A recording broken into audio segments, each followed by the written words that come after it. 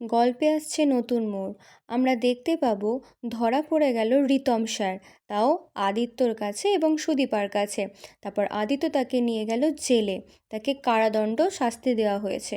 তারপরই আসছে নতুন চমক, ক্যাফেতে ধরা পড়ে গেল অভ্র এবং টিনা। সেটা দেখে ভেঙে পড়ল পরমা।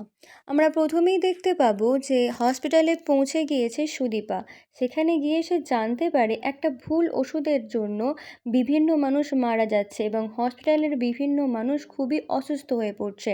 তারপর সে ওষুধটা দেখে এবং ভাবে এই ওষুধের পিছনেই কিছু একটা ব্যাপার আছে।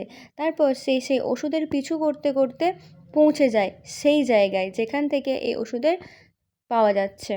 সেই মেডিকেল স্টোরের সামনে এসে সমস্ত কিছু বুঝতে পারে। সেখান থেকে সে ওষুধটা সংগ্রহ করে এবং তারপর সেটি ল্যাবে নিয়ে যায় টেস্ট করবার জন্য। তারপর সে ল্যাবে এই ওষুধটা টেস্ট করবার পর বুঝতে পারে এই ওষুধ মানুষের জীবন বাঁচাচ্ছে না, বরং মানুষের জীবন মেরে ফেলছে। তারপর এই বিষয়ে সব কিছু যখন সে বুঝতে পারে, তখন সে রিতম স্যারের কাছে যায় এবং জিজ্ঞাসা করে এই ওষুধের কারণ কী।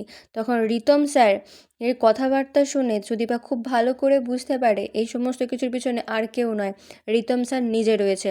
এই সমস্ত কিছু বোঝার পর ফোন করে সে আদিত্যকে ল্যাবে নিয়ে এসে ডাকে এবং বলে যে এই সমস্ত কিছুর পিছনে রয়েছে রিতম স্যার। তারপর রিতম এই সমস্ত কিছু দেখার পর ভয় পেয়ে যায় এবং সেখান থেকে পালাবার চেষ্টা করে। যখনই সে পালাবার চেষ্টা করে, আদিত্য তাকে ধরে ফেলে এবং মারধর করতে শুরু করে দেয়।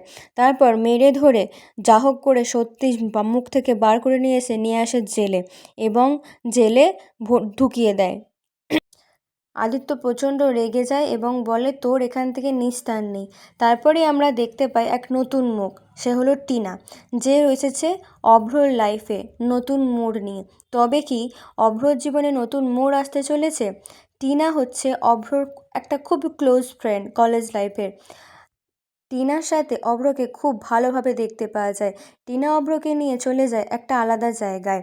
সে অভ্রকে বলতেও চায় না, সে জোর করে নিয়ে চলে যায়। তারপর আমরা অন্যদিকে দেখতে পাবো পরমা বাড়ি থেকে বেরিয়ে যাচ্ছে কাউকে কিছু না বলে। বড়মা জিজ্ঞাসা করায় সে বলে যায় যে আমি বন্ধুদের সাথে দেখা করতে যাচ্ছি। তারপর পরমা একটা ক্যাফেতে আসে এবং ক্যাফেতে আসে সে দেখতে পায় আদিত্যর দাদা অর্থাৎ তার স্বামীকে, অভ্রকে টিনার সাথে খুব ঘনিষ্ঠ অবস্থায়। এটা দেখে সে প্রচণ্ড ভেঙে পড়ে। সে ভাবে যে কেন আমার লাইফটা এতটা খারাপ হয়ে গেল। এটা দেখে সে অত্যন্ত রেগে যায়। তারপর অভ্রর কাছে এসে একটা চড় বসায় তার গালে।